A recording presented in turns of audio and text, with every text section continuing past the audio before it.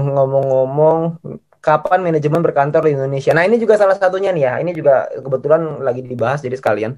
Kantor di Indonesia juga sedang dipersiapkan karena kita juga sama-sama tahu bahwa bisnis di Indonesia, kantor harus di Indonesia. Jadi kantor itu juga lagi dipersiapkan karena kemarinan ini kita memang peledakannya terlalu cepat.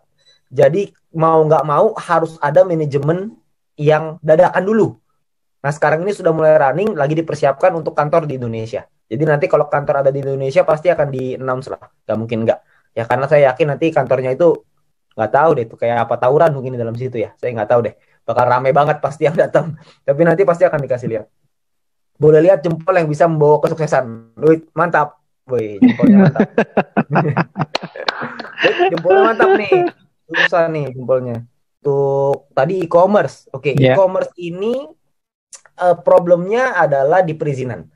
Sekali lagi, ini model bisnis kita ini terlalu, kalau bahasa Yamaha selangkah ke depan, tapi ini kayaknya beberapa langkah ke depan gitu ya. Ini terlalu depan nih, sampai sulit untuk kita jelasinnya aja, bikin mudengnya aja susah gitu. Jadi kita perlu waktu. Jadi mungkin prediksinya mungkin tahun depan kayaknya deh. Ya, karena kita butuh dari manajemen sih lebih tepatnya ya. Manajemen negosiasi dan penjelasannya itu butuh lebih lengkap. Mereka butuh yang lebih jelas. Karena birokrasi di Indonesia kita semua sama-sama paham ya. Semuanya butuh waktu. Jadi kita butuh waktu untuk menyesuaikan itu. Tapi tentu saja kita mau banget supaya e-commerce itu jalan secepatnya. Itu perusahaan akan jauh-jauh lebih sehat lagi gitu. Jadi yes. tentunya kita juga akan perusahaan juga akan mengupayakan supaya jalan terus, supaya e-commerce ini bisa running gitu. Tapi kita juga nggak mau melampaui koridor hukum. Tentunya Hmm, kita semua nggak mau melakukan sesuatu yang ilegal, kan nggak ada yang mau. yes. Kita Yes. maunya semuanya dalam ranah hukum yang benar, melalui legalnya mesti tepat gitu. Jadi kita nggak akan mulai sebelum kita dapat ACC atau approval dari negara, dari regulator. Tentu buat kepentingan kita bersama juga gitu ya. Sumber daya manusianya banyak. Jadi kita bisa membuat Indonesia jadi lebih baik. Caranya gimana kontribusi kita untuk negara? Salah satu kontribusi saya adalah melalui VTube. Karena melalui VTube kita bisa membantu begitu banyak orang. Kita nggak cuma lihat diri sendiri. Kalau soal punya uang, ada penghasilan, dapat duit, sudahlah. Sudah pasti dapat, nggak mungkin nggak. Kalau nggak dapat, Anda nggak lagi di VTube itu namanya. Kalau Anda lakukan dengan serius, kalau Anda kerjakan, uang itu udah pasti ada. Pasti. Cuman masalahnya bukan cuma uang, tapi apakah kita bisa membantu orang lain? Apakah kita bisa membantu tim kita untuk bisa sama-sama sukses seperti kita? Apakah kita bisa membantu tim kita untuk bisa merubah hidupnya? Nah, itu tantangannya. Nah, tantangan itulah yang mungkin saya akan ajak teman-teman semua. Jadi bukan hanya kita memperkaya diri, karena itu tidak penting. Karena menurut saya yang paling Hmm, penting adalah kita bantu tim kita untuk jadi sukses dan kaya. Kalau mereka sukses dan kaya, yes. kita sudah pastilah nggak mungkin nggak usah dibahas lagi. Jadi jangan pernah fokus ke diri sendiri, tapi fokuslah ke tim kita. Nah, untuk itu Anda perlu belajar. Anda perlu belajar dengan mentor-mentor yang tepat. Gitu. Jadi kalau untuk soal fitupnya, kalau Anda merasa bahwa bisnis ini layak dan uh, menarik untuk dijalankan, Anda sudah di tempat yang tepat. Dan banyak orang di luar sana tidak bisa melihat itu. Dan memang dunia ini berubah oleh sekelompok kecil orang yang bisa melihat sebuah peluang. Mark Zuckerberg ketika membuat Facebook itu ditolak oleh teman-teman kampusnya. Tapi beliau tetap jalanin dan sekarang ada yang percaya, ada yang tidak percaya. Yang percaya sekarang menjadi salah satu orang terkaya di Amerika dan orang yang tidak percaya tentunya sekarang gigit jari. Nah, mungkin teman-teman kita juga sama. Orang melihat VTube dari sebelah mata. Tapi kalau kita bisa melihat VTube dari kacamata yang berbeda, kita bisa melihat peluangnya di situ. Selamat untuk Anda. Nah, tapi bukan cukup sampai di sana. Ketika Anda sudah melihat peluangnya, Anda juga mesti paham bagaimana Anda membangunnya. Bagaimana cara Anda untuk mengembangkannya. Karena kalau Anda sudah bisa mengembangkannya, maka Anda bisa bukan cuma membuat hidup Anda dan keluarga Anda jadi lebih baik, tapi Anda juga bisa bantu ribuan, ratusan ribu, puluhan ribu, bahkan mungkin jutaan Hmm. orang di Indonesia bisa berubah hidupnya karena Anda. Jangan main-main dengan sebuah keputusan. Karena keputusan yang saya ambil beberapa bulan yang lalu, ternyata berubah menjadi berkat bagi begitu banyak orang. Saya juga nggak nyangka. Dan mungkin Anda juga tidak nyangka sekarang. Sekarang Anda tidak lihat, tapi Anda lihat 5 bulan lagi, 6 bulan lagi, tahun depan, Anda akan menjadi dampak buat bukan cuma keluarga Anda, tapi banyak orang di Indonesia. Ini kenapa TV-TV nasional nggak mengekspos? Uh, adakah clue kapan e-commerce keluar? Oke. Gojek, Grab, Uber disebut TV nasional, VTube kok tidak? Oke, Gojek, Grab, dan Uber disebut di TV nasional sekarang, bukan ketika dia bangun. Ketika Gojek tahun 2015 nggak ada Pak di TV.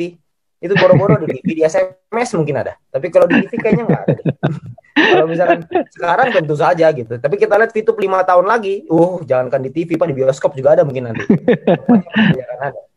Ya, kalau misalkan iPhone, kapan bisa daftar? Nah, iPhone ini juga satu kendala ya, karena iOS-nya sulit untuk di-adapt dengan aplikasi kita. Jadi nanti sudah disiapkan solusinya, tapi lagi dalam proses.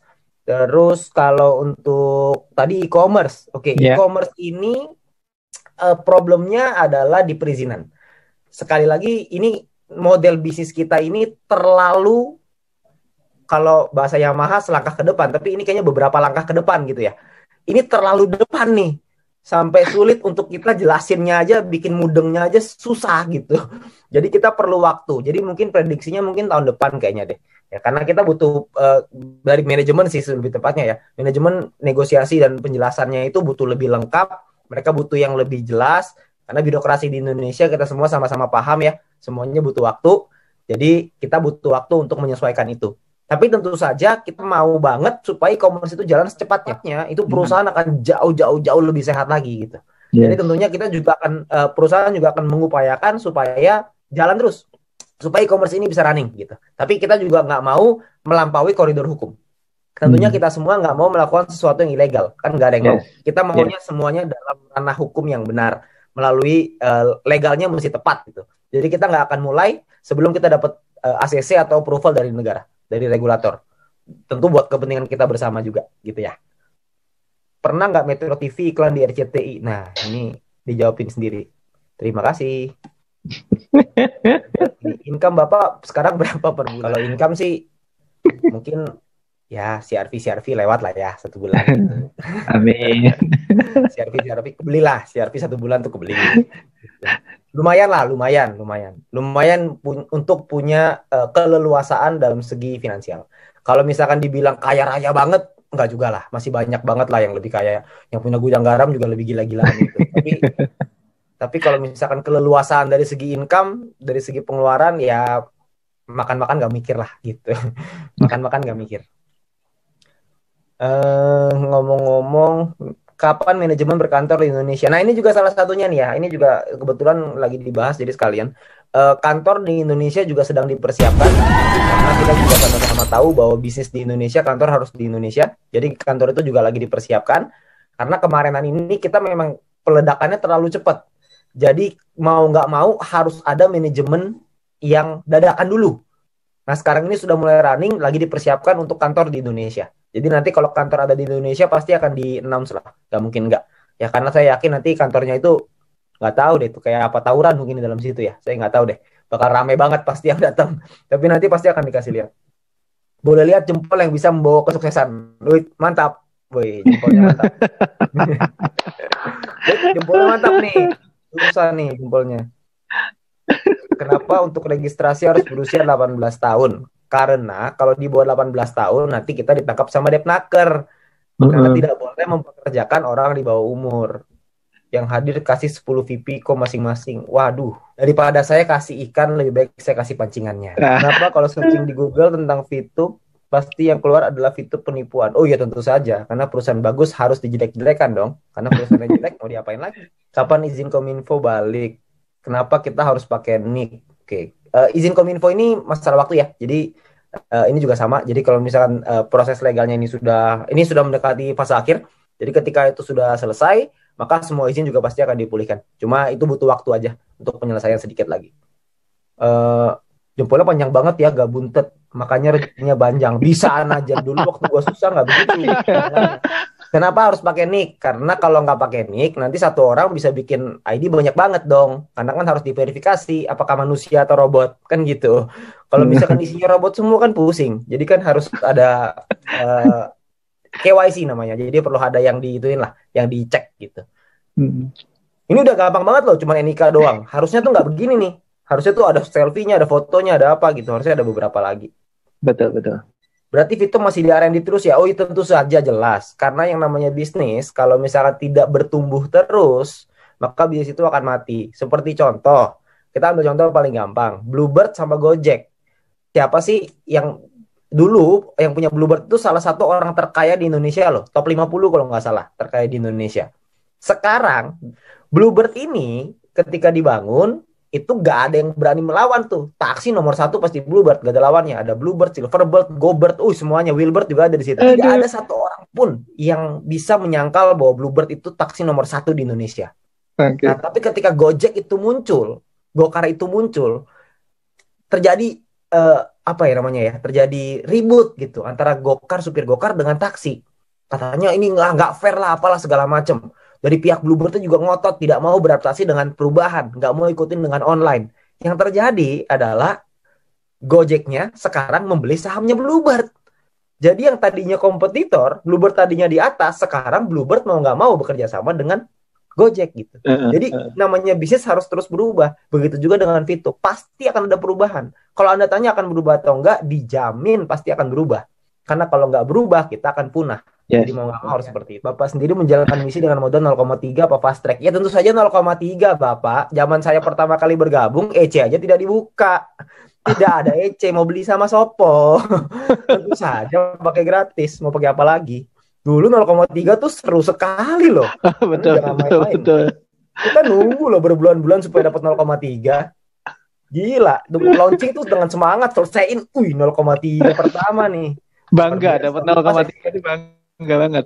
Seneng banget kan pertama kali Pak Sandy. Bangga. Di tengah dengan kisruhnya ketika lagi di awal ya, tapi dapat 0,3 pertama itu seru banget. Ini terakhir ya. Kalau dapat calon VTuber yang kritis dan pernah telepon pihak OJK dan dapat info VTube termasuk entitas kali ini maksudnya ya. Entitas yang masih proses penarikan izin, itu kita gimana jawabnya Pak? Kalau saya nih, ini Anda perlu tanya lagi ya sama Pak Sandy ya. Kalau ketemu dengan orang yang sebegitu kritisnya, pengen tahu semuanya, pengen supaya telepon OJK lah, ntar dia telepon ke Kominfo lah, dia telepon ke presiden lah, semua mau ditelepon sama dia untuk memastikan supaya bisa jalan. Gak taunya dia cuma mainnya misi gratis toh. Kalau saya boleh milih. Kayak gitu biasa saya Nina boboin. Biar bobo aja. Jangan dibangunin. Karena repot. Karena lucu. Orang itu mau ikut bisnis yang fresh. Yang namanya bisnis fresh selalu ada tantangan di awal. Selalu tidak mudah di awal. Kalau bisnis yang sudah established, bisnis yang sudah jadi, bisnis yang sudah kuat, legalitas gak ada lawannya, udah aman semuanya. Ya Anda tunggu dulu 2 tahun lagi lah gitu. Mungkin beliau itu bergabungnya waktu yang tepat 3 tahun lagi dari sekarang. Jadi jangan Anda fokus sama orang yang seperti itu. Kalau saya lebih fokus sama orang yang melihat peluang daripada orang yang melihat masalah di balik peluang.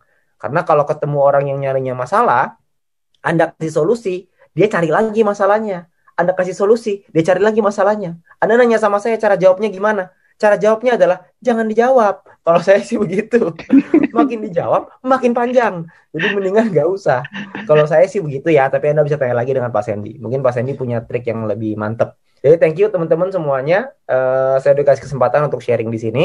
Harapan saya adalah teman-teman semua di sini bisa mendapatkan manfaat seperti yang saya rasakan, seperti yang Pak Sandy rasakan, dan seperti leader-leader Anda rasakan. Tapi ingat, untuk Anda mencapai di posisi seperti Diamond, Platinum, itu tidak mudah. Butuh kerja keras, butuh perjuangan. Jadi siapkan hati Anda untuk kerja keras itu, siap-siap buat berjuang, dan saya yakin kalau misalkan kita bisa, Anda juga pasti bisa. Thank you. Oke, bagaimana teman-teman? Sudah menyimaknya bukan? Nah, kalau kalian masih kurang paham juga tentang apa yang beliau katakan ya, kalian boleh menyimak di video di channel Anto Green Palm ini.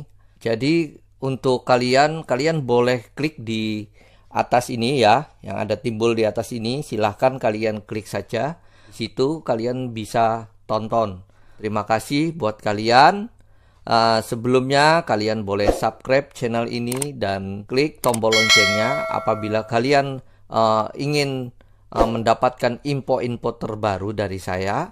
Kalian boleh klik tombol loncengnya itu tadi. Oke, sampai jumpa di video selanjutnya. Ciao.